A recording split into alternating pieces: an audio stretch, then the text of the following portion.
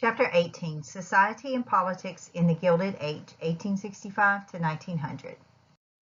These are our core objectives again. For this chapter, please make sure that you review these as you are reading the chapter.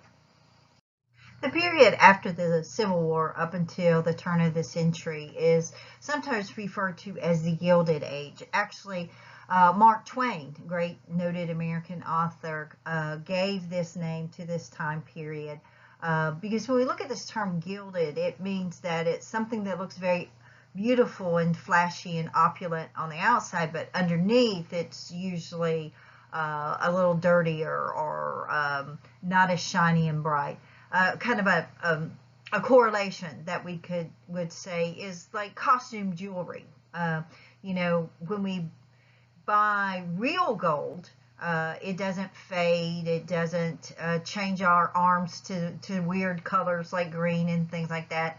But oftentimes you would go out and we buy some costume jewelry just because it's kind of cute and funny and we know it's not going to last forever. And it looks shiny and bright, but if you get it wet or after you wear it for a while, it begins to lose its attractiveness. Basically what Mark Twain was saying about the Gilded Age is on the surface, everything looks like some of the things we're looking at in these pictures, the big, beautiful mansions built by these industrialists that are laden in gold, and the women wearing these beautiful, extravagant gowns with the big, beautiful hats.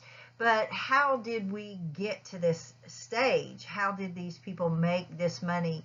Oftentimes they made it on the backs of labor. When we look at the Gilded Age, there are some characteristics of this age, some positive, some negative. Expansion. The country is going to grow and expand during this time period. What we're looking at is a lot of westward expansion.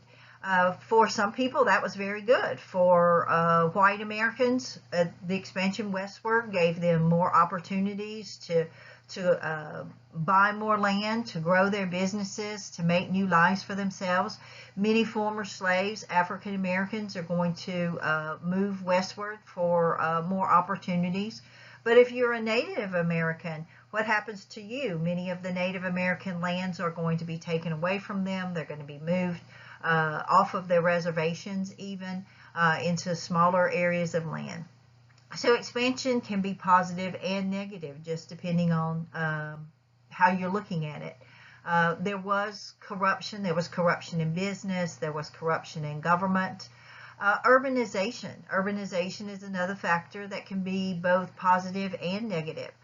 When we have many people moving to the cities can offer opportunities for new jobs. There are going to be more entertainment opportunities and shopping opportunities. But also we see in this urbanization, the movement is more rapid than the cities can keep up with. We're going to have overcrowding in the cities. We're going to have pollution in the cities, crimes in the city. So urbanization is another one of these things that can be both positive and negative. Industrialization also is something that we can look at both positively and negatively. Industrialization really builds our country, makes us a major player in the world, gives us a great deal of wealth, does offer opportunities for a lot of people to have much better lives and much better jobs. But also sometimes, especially in this time period, industrialization was completed by exploiting labor. Industrialization often involved some unsavory business practices, some corruption. So it's another one of those things that can be viewed both positively and negatively. Opulence is another characteristic of this age. When we look at, this is some of the things that we see in these pictures, these gold inlaid buildings, these beautiful homes that are huge mansions for the first time. And it is during the Gilded Age that we begin to see our first millionaires and eventually, of course, our first billionaire in America. as we were saying in the previous slide, the urbanization is going to bring about with it some problems. There were problems in the cities of overcrowding because so many people are coming in at such a rapid pace. Both immigrants coming from overseas and immigrants with an E coming off of the farms into the cities. This leads to overcrowding. Housing is a premium. People are paying enormous sums of money for one-room apartments, not one bedroom, one-room apartments in an apartment building where they have to share a kitchen and share a bathroom with many other families. And of course, one of the problems with overcrowding is sometimes overcrowding leads to the rapid spread of diseases. So if there is someone that gets the flu, then pretty much everybody in that building is going to get the flu, and then it's going to spread very rapidly. And we do see some flu epidemics that occur during this time period. A huge problem in these cities was safe drinking water, which is also a result of the overcrowding. How do you provide good, clean, safe drinking water to the people? During this time period, polluting our waters, unfortunately, was very common. Many of the industries just dumped waste into the water, and these water sources were also the sources that we got our drinking water from. And until we can develop processes for cleaning that water and purifying it, many people will get sick from drinking the water in the cities. Another huge problem was disposal of waste in the cities. A lot of waste products from industry, but also human waste was just dumped in the water sources. It was dumped in landfills. The cities basically were dirty and they stank. And because of that, they also became very unhealthy. And we see that, as we were saying in our chapter 16, the life expectancy for people who lived in the cities and worked in the factories in the cities was only about 40 to 45 years. One of the other things that we see in the cities is that there is transportation problems, and that's why the cities also were so congested. We had to have what we called walking cities because we lacked transportation. The people had to live in very close proximities to the places that they worked. So those factory workers lived very close to the factories. So they're breathing in those pollutants from those factories all the time. And they can't ever get away from it. This is part of the reason that we had such congestion. The factories had the towns had to be very compact.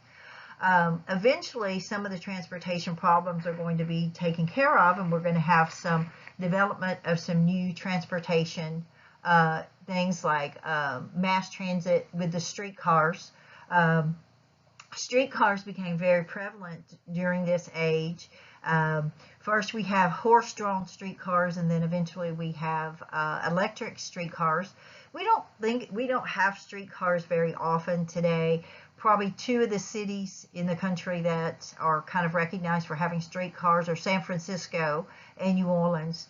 There is a small streetcar line in Dallas, but it's more for tourists. It's not really for regular transit.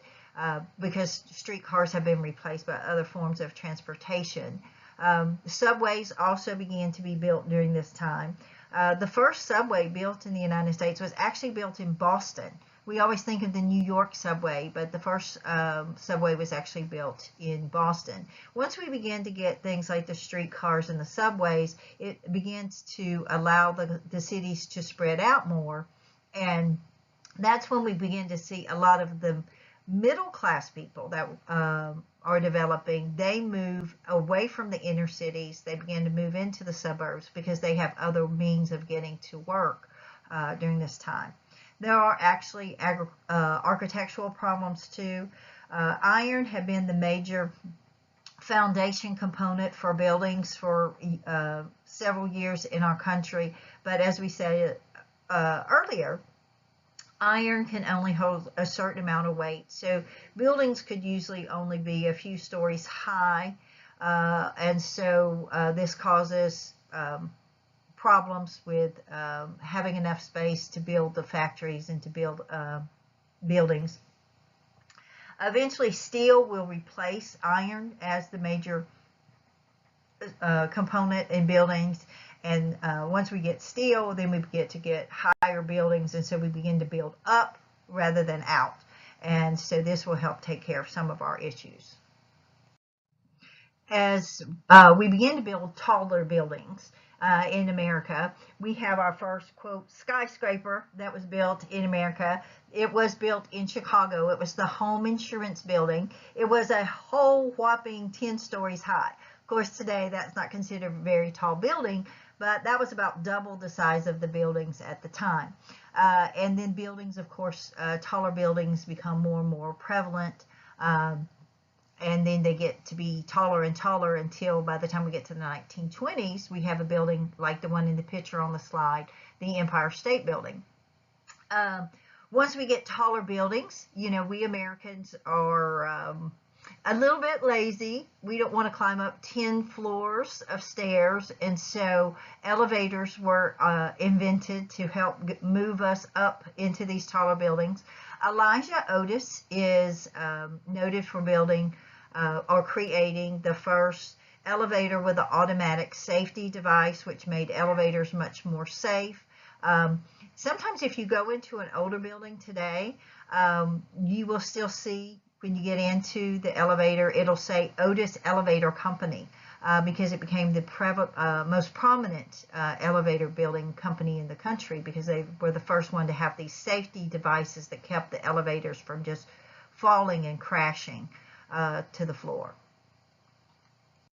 Immigration greatly increased during the Gilded Age in America. We have this huge number of immigrants coming to America from Europe. Immigrants have always been a source of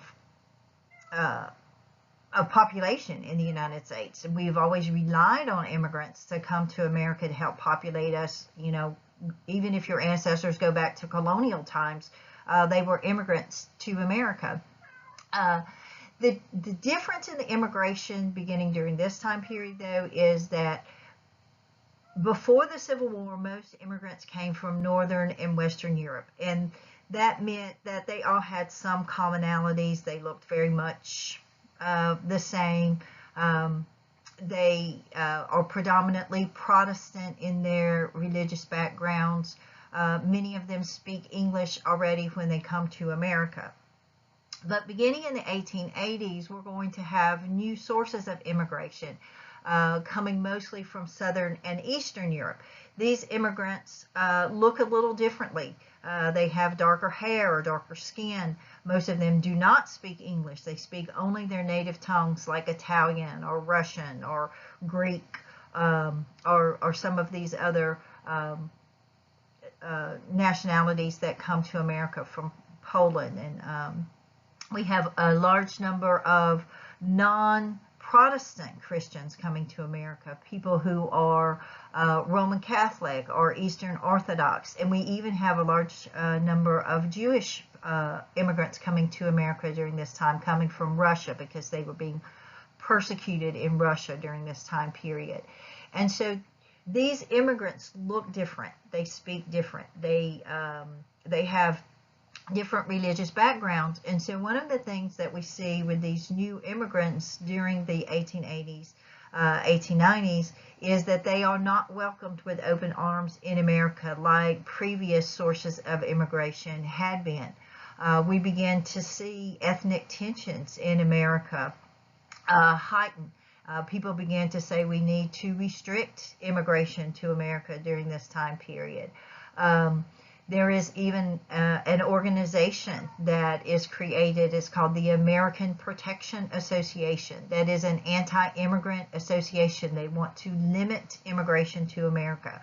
The American Protection Association is virulently anti-Catholic, and they specifically want to limit Catholic immigration to America. So we begin to see that these new immigrants who are poorer, look different, are greatly criticized in America, and they're not going to receive a huge welcome like previous waves of immigrants had. These new immigrants became highly criticized in America and became what we might even call scapegoats for many of the problems that we had. The new immigrants were blamed for the overcrowding in the cities, because one of the things that we see with this new source of immigrant, because they were from very poor countries and they were very poor themselves, most of them used all of their resources just to get to America. And so they will stay in the major cities where they disembark. So New York, Boston, those areas became just inundated with large numbers of immigrants, because the people don't have money to go out and buy land out west or in the south, or some of the other outlying areas. So they stay in the cities. They are blamed for keeping wages low. The labor unions did not like the immigrants, because they said all of these immigrants coming in are keeping the wages low, and so we don't have any bargaining chips to get better wages for our workers. They were blamed for bringing diseases to the cities. Of course, as we saw earlier, those diseases were really caused because of the overcrowding and the unsanitary conditions in the cities. They were also blamed for being what they called clannish. They said these new immigrants don't want to come to America to be American. They want to come to America just to make money for themselves, send money back home, but they don't really appreciate being actually American. And the reason they said this was because many of these immigrants lived in ethnic communities. If you go to some of these bigger cities up north or in coastal regions, you'll see areas that there's a Little Italy, there's a Chinatown, there's a Jewish community. And if you think about it from the immigrants' perspective, they're trying to move to areas where people speak the same language they do, where there's going to be, if you're Jewish, there's going to be a synagogue. If you're Catholic, there's going to be a Catholic church. And so they're looking at it, well, we just want to live with people that we can communicate with and that share the same religious backgrounds as we do. But Americans saw this as repudiating American ideas and American culture. And so the immigrants were greatly criticized.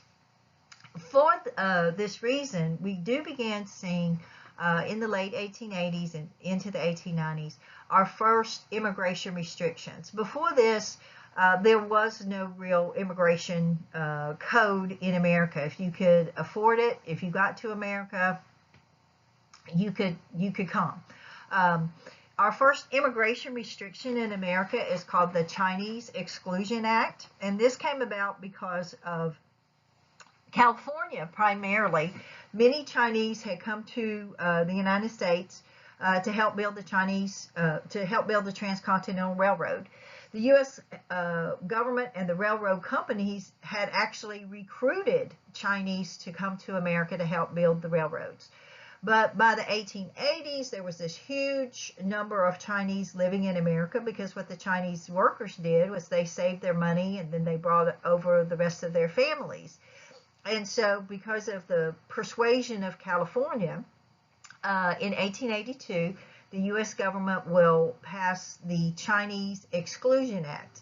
The Chinese Exclusion Act said that there could be no Chinese immigration to America for 10 years.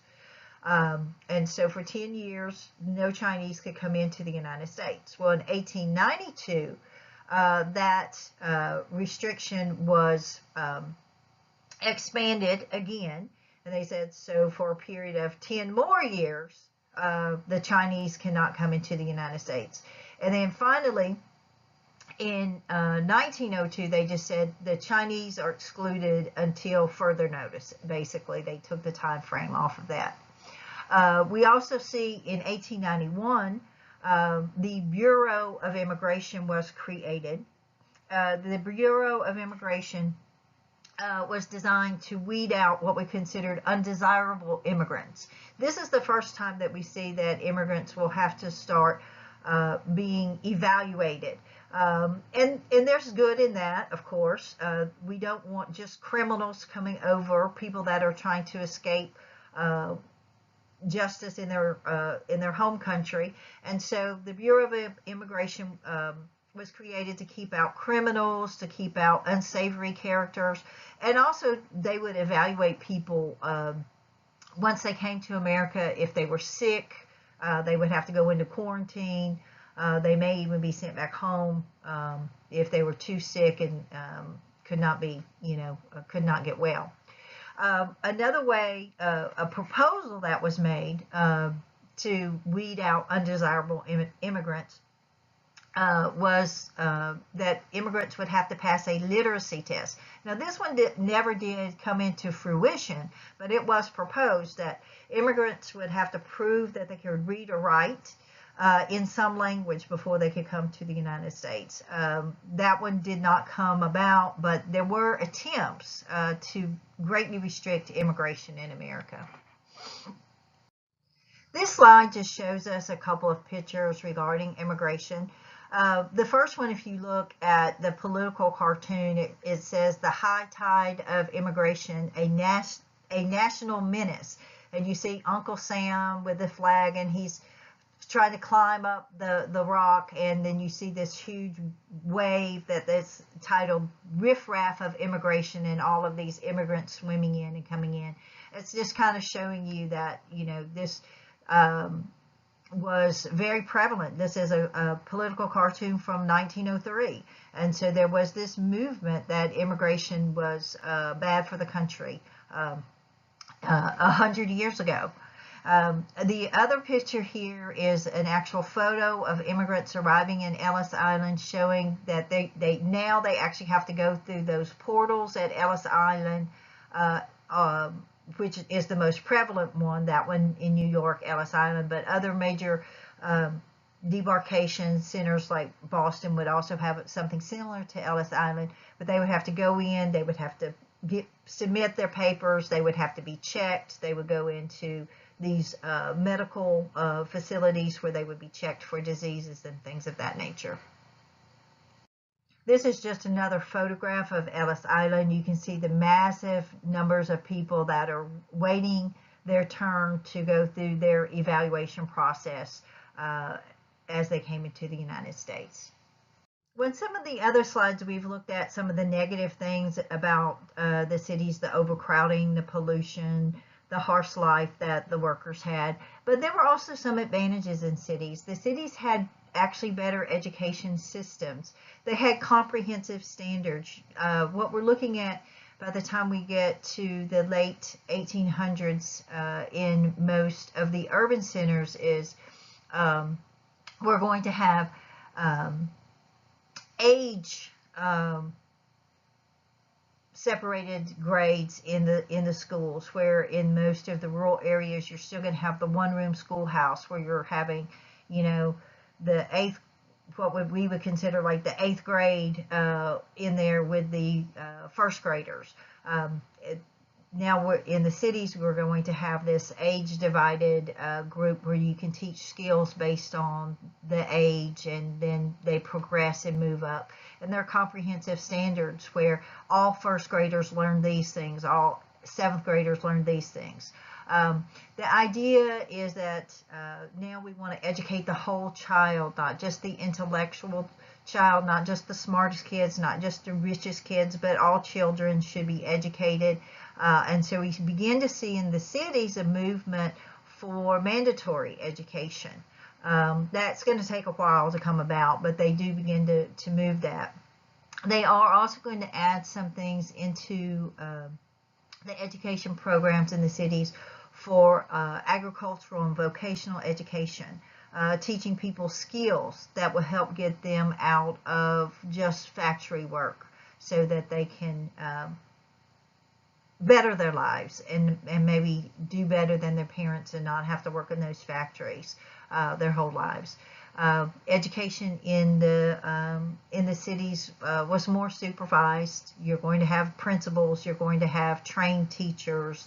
You're going to have, beginning in the early 20th century, mandatory education, where children have to go to school at least, a certain number of days a year up until, what today might be 7th or 8th grade. There were also more leisure activities in the cities once, on the little bit of time that people weren't working, they did have the opportunity to have more leisure time. We began to see organized sports being played in the cities. Football becomes very prevalent in the colleges. Baseball became America's pastime. It was played usually on the weekends during the day, and then later, when they get electric lights, you'll have night games, but mostly early on the games were on Saturdays and Sundays in the afternoons. Of course, there were more taverns there, and amusement parks become very prevalent in the major cities. Coney Island, of course, in New York is one of the most well-known, but they had them in all the major cities. People loved amusement parks during this time period. I think Americans still kind of love amusement parks. Look at all the people who flock to Disney World every year. We like to have fun riding the roller coasters and the other types of activities. As we were stating earlier, spectator sports become really big. We're still huge sports fans here in America, at least I am. Major League Baseball was established in the late 1860s. The first Major League Baseball team were the Cincinnati Red Stockings, which were established in 1869. Of course, this is the Red Sox today. The first World Series was played in 1903. The Boston Red Sox played the Pittsburgh Pirates and defeated the Pittsburgh Pirates in that first baseball game. Of course, up here in the upper corner, we have one of the most famous baseball players of all time, Babe Ruth. I hope y'all recognize his picture there. Football, mainly during this time period, is college football. The first college football was played between Princeton and Rutgers in 1869. These today, of course, are Ivy League schools, and Princeton and Rutgers still have football teams today. Probably not as famous as Alabama and Clemson and UT and some of the other ones, but Princeton and Rutgers played the very first intercollegiate football game in 1869. If we look at these pictures, you can see greatly how football uniforms have changed. Much safer today. We see in some of the early, if you look at these pictures, basically no helmets, and then you have just the little leather stocking helmets, not the heavy helmets that we have today, very little padding. But the game has greatly changed for the better as far as safety equipment with that. Gambling was also very prevalent in a lot of the big cities. It was not illegal. That's going to be something that occurs later in the 20th century where gambling is made illegal. But there are a lot of gambling halls throughout these big cities. The cities also offered the advantages of having more music and theater. Of course, you had the symphonies, the operas. They had what they began to call ethnic theater or vaudeville. The elite or the wealthy individuals had always gone to the theater to see plays, Shakespeare and things like that. But the average person usually could not afford that. And honestly, a lot of them were not that interested. And so we began to see more of this ethnic theater, designing more kind of slapstick, almost kind of comedy and that type of thing that would appeal to more people and make it more accessible to more people, not as exclusive The venues were smaller, they were not as expensive. Vaudeville were basically traveling shows. And in a vaudeville show, they would have everything from musical acts to comedy to dance routines to people reciting poetry. And vaudeville was very popular well into the early 20th century because people there was so much variety. People could go and see the parts that they liked, and if they got bored, they could leave at the parts they didn't like. And so the cities offered these types of things that you could not get in the rural areas.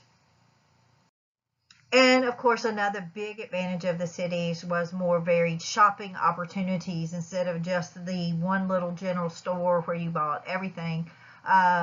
You have these major department stores that are coming about. JCPenney's, Woolworths, they were some of the biggest ones. Macy's was actually developed way back in 1858. In the picture on the slide, you can see the original opening of Macy's, and then the slide a little above that, you can see what the entrance of Macy's looks like today. Of course, Macy's has spread throughout the country, and it's not just in New York, but it was originally in New York. Department stores offered, everything to people, and they became very prevalent, and of course today they are still a major part of American society. And that concludes our chapter 18 of PowerPoint. And so our next chapter we will be looking at is chapter 17, which will talk about Western expansion.